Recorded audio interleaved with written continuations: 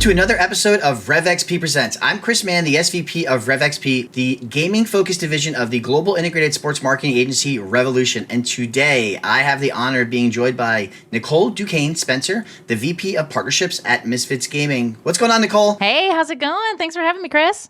Good to have you. Really, it was good to catch up with you and finally meet you at the Esports Business Summit. I know. I can't believe we actually hadn't met in person before that, but, past couple years have been a little crazy in our industry. It has been a little crazy. What's funny is that, selfless plug here, we're actually distributed by Synopsis Media, who actually puts on the Esports Business Summit. So big shout out to our partners at Synopsis for hosting us in your weekly newsletter that's focused on esports and gaming. So those of you out there that don't know, Nicole has been doing marketing and sales for over a decade. She's actually been an influencer for properties like bodybuilding.com, Reebok, Ubisoft, Blizzard, and esports teams. Did I catch everything? I think that touched the high points. Awesome. Well, Nicole, we have a really easy format here because this is directed, RevXP Presents is directed for brands to learn more about what you're doing at Misfits and a general conversation about the gaming industry. So let's start off, but what games are you playing right now? Oh, what games I'm playing? Well, it's tough. I have a 2-year-old, so I have not been playing as many games as I would have liked when I was formerly a streamer. Finally got a PS5. Very excited about that, to play God of War and a couple other big exclusives coming out.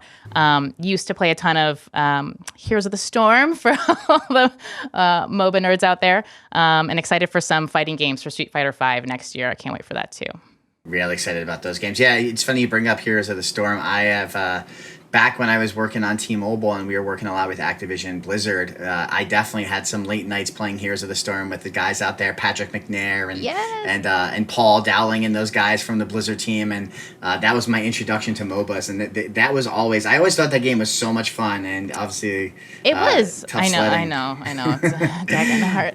It had such a strong community. I think that was special about the hero scene. It really built a tight-knit community, which I was really lucky to be a part of. And that was really kind of how I got my start on the influencer side of gaming, was in that community. I really enjoyed the different rides, animals, things that you could... The mounts. Mm-hmm. I always would get really excited about the different mounts that people would ride. Yeah. So total nerding out. Well, Nicole, as brands out there thinking about entering esports and gaming, you obviously, Misfits has been in the news a bunch lately. You guys are doing some really exciting things, signing some great content creators. And could you talk a little bit about how brands are thinking about activating with the organization? Yeah. I think it's a really exciting time for Misfits in general. We really started as an esports organization, a global esports organization. And now that's still a huge core of who we are, but we're really shifting as the market is demanding to be a little bit more creator focused. And our approach to that, which I'm really excited about, because I just recently joined the team at Misfits in August, was that they weren't just looking to build a roster of influencers like everyone is doing and essentially do brand partnerships that you kind of see every day. They were looking at the approach of how can we really support the creators, give them the resources, the infrastructure to build these projects that they can't necessarily do on their own.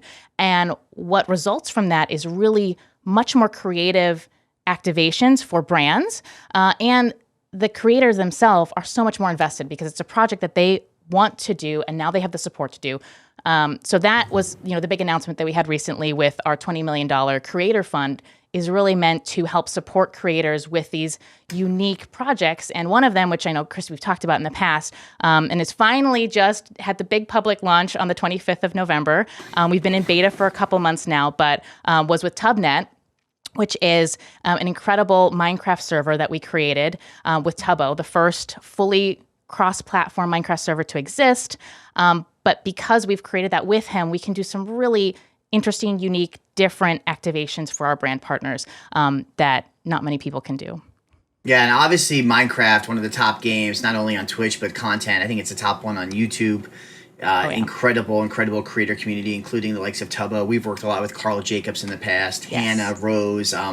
We've done a ton of stuff within the Minecraft Satnap. And I think that what you guys have with TubNet is really, really unique. And you hit it on the head. It's like, how do you... The first thing I want to talk about is you when you talked about like bringing creators into the mix at Misfits and asking them that what they want to do and how you could help them fund that and help them bring their vision to life, that's really different than a lot of other teams that have gone the creator route in the space. A lot of teams in the space that have gone that route are essentially acting as agencies. Yes. You know, they're acting as another WME or UTA or Loaded or whoever is representing talent, and just kind of, you know, that's how they're acting. And I think what you guys, the approach that you've taken is super unique. And when I look at TubNet, you know, knowing the challenges around operating within the Minecraft ecosystem, with brands specifically, with Mojang, I think that you guys, while there are still those IP challenges to bring a brand into TubNet, I think there's a lot of really interesting solutions for brands that they should keep an eye on. And I know we're going to talk a little bit probably about the craft activation, but, you know, I would love for you to just kind of maybe dive into that a little bit for everyone out there.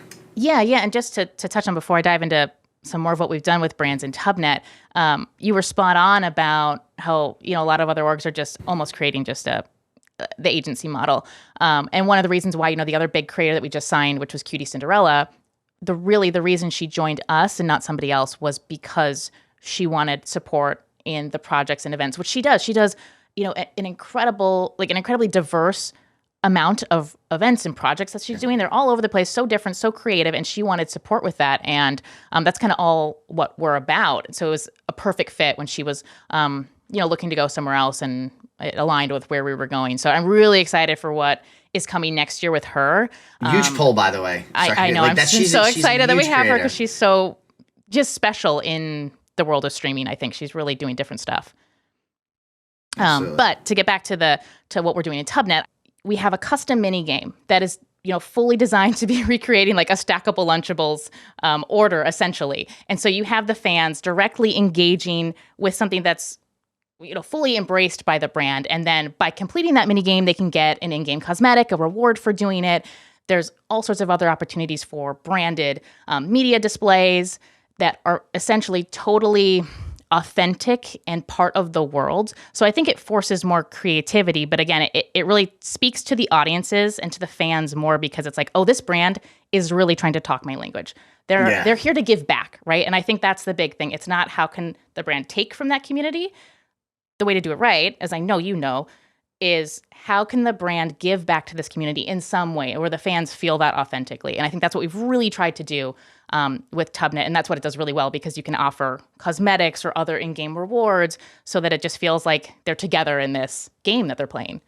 Absolutely. And I think, you know, you hit it on the head. And anyone who's watched this or talked to me over the years in this space has known that we're all about how do our brands, the clients that we work with, add value to the gaming community's experience. And I think a lot of times brand marketers are like, how do we own an experience in gaming? And they go to Roblox, right? And any brand can build their own Roblox experience. My wife is really excited that Backstreet Boys are apparently coming out with a holiday activation in Roblox. What? You know, she texts me and like worlds colliding, but it's like, you don't have to build a Roblox activation and own it. You don't have to build a Fortnite creative activation and own it. They are fantastic. But Minecraft is this incredible platform that has millions of users that are extremely engaged, and you don't have to evasively put your brand into that experience. You can be super creative, right? And I think that's really key for brands to understand. It's okay that your logo may not be an actual TubNet, but there are other ways creatively to activate and create that brand affinity and grow that brand awareness and be cool and have that engagement with those everyday players. Yeah. Well, and I think that's the other thing too, talking about, we're seeing a lot of Roblox activations right now, kind of that quote unquote metaverse, I almost hate to say it, play that a lot of brands are looking for the PR headline. I know, it's a whole other wormhole to talk about.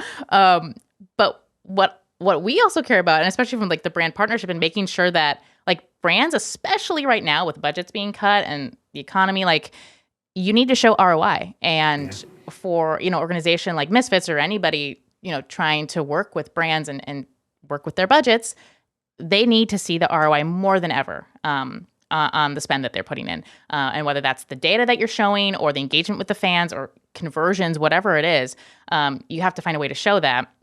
And I think with, I got distracted by talking about ROI and its importance. The other thing I was going to say was distribution is really key. So those Roblox campaigns, where are the where are you going to get those fans to actually Yeah. engage with that? Like, so I think we try to tie it to, yes, we've built TubNet, but we also have these influencers to support it with sponsored streams or special events, special stuff that's happening in the game, and leveraging their audience and their fandoms and then playing together so that, yes, we've created the server and everyone can go play there, but we're also getting the hype, the reach, the excitement, and all these other audiences to come around and support. You're getting that distribution, you're getting that reach, you're getting that broader engagement than just creating the map, right? Like, you created the Can't map, just create now the what? map. Yeah, now what? And a lot of brands have done that, and they said, now what? And then they don't have any traffic going to the map. And I have this conversation all the time, and we've had experience within this and working with brands to try to understand why that happens. But, it's like, if you build it, they will come. But no, they won't, because they don't know it's there, because there's so many other things happening. And I think that's really important. If you're a brand marketer out there, it's not, same way there's always like, hey, you have invested in the NFL, you've invested in the Miami Heat or a traditional sports platform, but you also need to have an activation budget to actually bring that to life. You 100%. Also, same thing in gaming, and what's the media behind it, how's the promotion, what's the plan? The investment on standing something up is only a little bit of the of the kind of the activation. Yeah 100%. All right. Well, as we jump to the next question, I love to talk about innovation, because innovation is something that this space is built on, right? It's a digital space. Brands are coming in here to reach a more tech savvy, digital savvy consumer who's cutting out all the buzzwords, right? Cord cutting, this and that. So what are you guys doing at Misfits that, brands should keep an eye on that are exciting innovations for the future? Yeah, I think that's a great question. And I think, part of that obviously is what we're doing with TubNet. And we have a lot of different ways that different brands, whether that's, essentially Sony Pictures ran a campaign for one of their new movies that came out, Lila Crocodile, so doing a creative campaign for a movie premiere that's kind of different, or the Lunchables ones where you have all the stuff in the game, and then we're also doing stuff in person with the physical food and the influencers itself, and how are you bringing a cohesive campaign together? So again, TubNet, which really allows for that engagement in a game itself, which is pretty unique.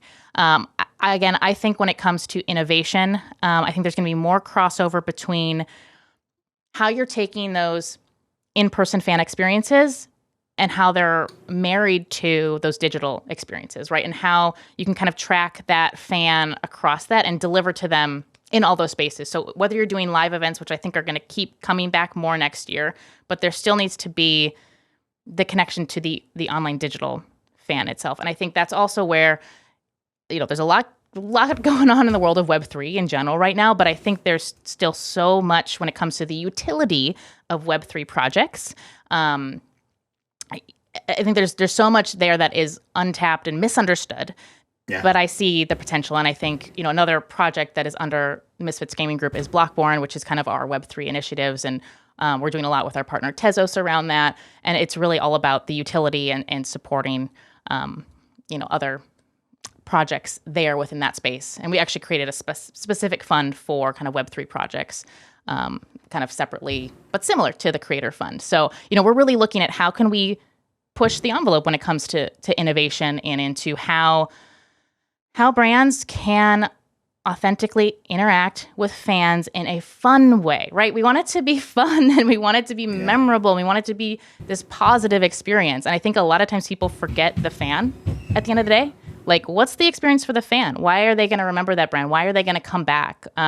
So that's really, we want to entertain the fans. And that's kind of at the heart of what we do. And that's kind of, you'll see it across the influencers that we work with, the brands that we partner with. Like, how can we bring that fun, positive, inclusive message to what we do? Absolutely. Well, that's the thing. Gaming is entertainment. Gaming is a main passion point for that younger demographic. This is what they go to escape. This is what they go to build community, whether it be digital or IRL. That's what gaming is, and that's what's really key. So as a brand, come in, add value, do something that has utility. If it's going to be in Web3, I think you hit on all the things that we've talked about a lot in the past, and it's exciting. I know I'm excited to continue to explore opportunities for our clients to work with Misfits. As we wrap up, I want to thank you so much, Nicole, for coming on. It's been great to have a conversation with you. I know. Really appreciate thank you for your having time. me. Of course. Thank you, everyone out there. Happy holidays. I've got my lights up already. We'll have a couple more episodes for the rest of the year, but until the next one, you guys stay safe and have fun.